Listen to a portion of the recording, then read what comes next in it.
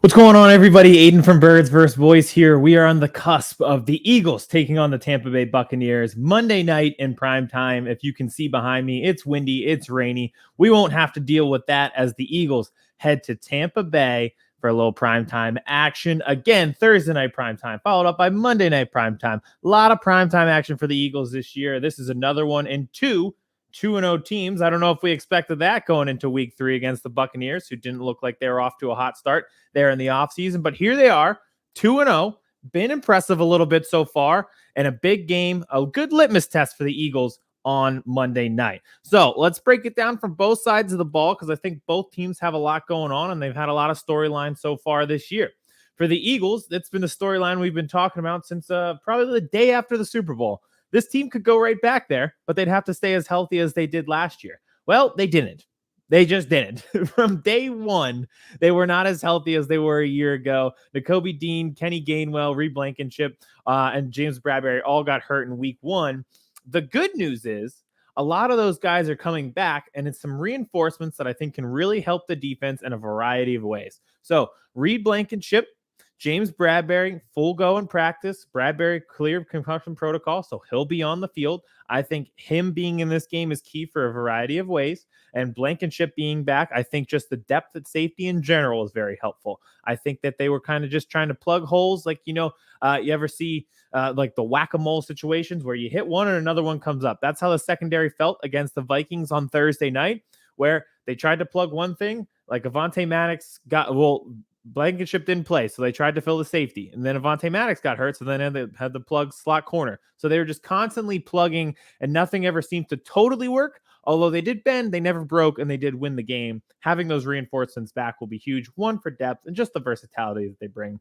James Bradbury, I think, is key to this game for a multitude of reasons. One, just being there and being healthy and having another trustworthy source beyond Darius Slay. 2, this week in practice, he did practice. He'll be good to go. He was working with him and Mario Goodrich being the slot corners. So you figure because of his versatility, he's played in the slot before. He might be filling in for Avonte Maddox, who's probably lost for the year, in that slot corner. And then they have Josh Jobe on the outside. Well, this works especially this week because Chris Godwin does a lot of his work within the slot. You'd assume that Darius Slay is probably going to follow Mike Evans around a lot, and we're going to get into that dynamic with Evans here in a bit. But I think Bradbury just kind of gives you that depth, gives you a stable force, gives you a guy you can trust, and his versatility allows you to kind of plug him into a position of value. The Eagles have talked about how valuable slot corner is. They brought in a coach. They're one of the first NFL teams who brought in a coach that's specifically trained for nickel corner, slot corner, instead of just cornerbacks in general. That's how much they care about the position. You'll probably see him here. I think about this because we talked about it with DeAndre Swift a week ago and how the Lions just kind of gave him up because they didn't want to pay him, but then they signed David Montgomery and drafted Jahmyr Gibbs in the first round. And I think about that with the Giants is they didn't want to pay Bradbury. A week ago against the Cardinals, they were starting 2 rookie corners, and they could really use Bradbury right now. It's like, well, okay, well, what were you going to spend your money on if it wasn't Bradbury? Because now you're kind of at a hole and at a loss at that position. The Eagles, with both of those guys, said, why not? We'll take a chance. And thank goodness they did. Thank goodness that we have Slay and Bradbury back. Slay had a really interesting comment, and you see this a lot in football. The Eagles right now are in the bottom half of passing yards allowed. Not even just the bottom half. They're in the high 20s. It's not good in terms of passing yards allowed. One, injuries. We just talked about it. Like Mario Goodrich looked lost a lot of times. Terrell Edmonds is your starting safety for Justin Evans, who neither guy is really, he's not CJ Gardner-Johnson, so you're kind of behind there already. So there's a lot going on in the secondary.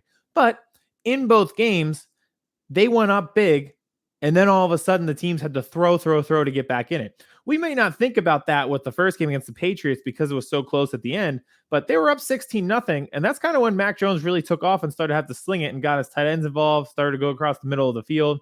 Same thing last week. The Eagles were up 27-7, and that's when, they had the injuries. They're up 27-7. So the Vikings were like, all right, we can't run the ball right now. We're just going to have to throw to get ourselves back in this game. And that's what they did. So he was saying, we're tired. We're gassed. We have holes in terms of injuries. And they're trying to throw themselves back into the game, which is what you have to do when you're down. So I look at that stat and it's a little bit misleading. And with the reinforcements arriving, I'm a little less worried about that situation. Now, Mike Evans, here's a guy who's been over 1,000 yards for 7 straight seasons, 8 straight seasons. And we're thinking this is his last year with the Buccaneers. They didn't re-sign him. He said they had an ultimatum: you either sign me by this day or I'm not coming back next year. They did not re-sign him. They did not give him a contract extension. You're thinking, all right, well, he's not playing with Tom Brady, the greatest quarterback of all time, anymore. You're going to see his stats slip as he starts to get older. Nope. Nope. Nope. That has not been the case at all. He had 171 yards so far. He's been phenomenal for the Buccaneers, including last week. I thought it was we've all been there, where he went 70 yards and just flat out got gassed and couldn't get himself to the end zone. I think in every aspect of life, except for him, it's being on a professional football field. For us, it's usually like carrying 6 bags of groceries from the car to the door, and we're just gassed, and one of them drops right at the end when you get to the door. That's his equivalent of that when you're a professional athlete. Still awesome, though. Still a dynamic feature. I think him and Baker Mayfield are a great coupling. And you're thinking like, oh, Baker Mayfield's on what, his third, fourth team? Like, is he really? He was on the Rams. He was drafted by the Browns. He had to stop at the Panthers. Like, what is he at this point? Why are you saying he's a good option? I think that Mike Evans and Baker Mayfield are a great coupling because I see a little bit of the Johnny Manziel, Mike Evans aspect back when they were at Texas A&M. Sometimes guys make football harder than it needs to be. Mike Evans has been one of the most productive receivers in the NFL. 1,000 yards every single season. He's 6'5".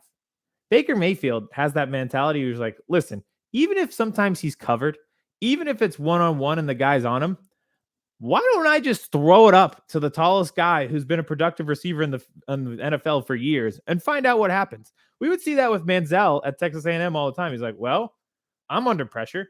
This guy's dominant. He's 6'5". I'm going to throw it up and see what happens. And that's why I think Mayfield works so well with Evans. And it'll be a really interesting matchup on Monday night because it's going to be the best corner receiver matchup we see for the Bucs this year.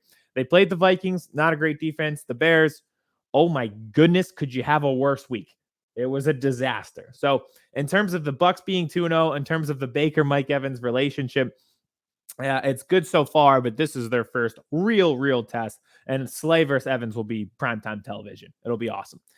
So like I said, the Bucs 2-0. I just don't know how to feel about that right now. I do think they're a better team than people give them credit for. Do I think that they are the best team in even the NFC South? I don't know if they're better than the Saints, to be honest, but they're there. I give them credit for being there, and I just feel like Mayfield gets treated as if he's a terrible quarterback and he's a bust. He's really not. He's just not he's not an elite quarterback, but he's perfect with Evans. And we'll see how that works this year. So on to the offense. The offense is pretty simple. We talked about injuries, filling positions, everything like that on defense. Oh, they're allowing so many passing yards, everything like that. The only storyline we've had with the Eagles offense is like, hey, yeah, A.J. Brown and Jalen Hurts had a minor disagreement on the sidelines for about 30 seconds. What are we going to do about that while we were running for 300 yards and DeAndre Swift had 178 yards on the ground and a touchdown?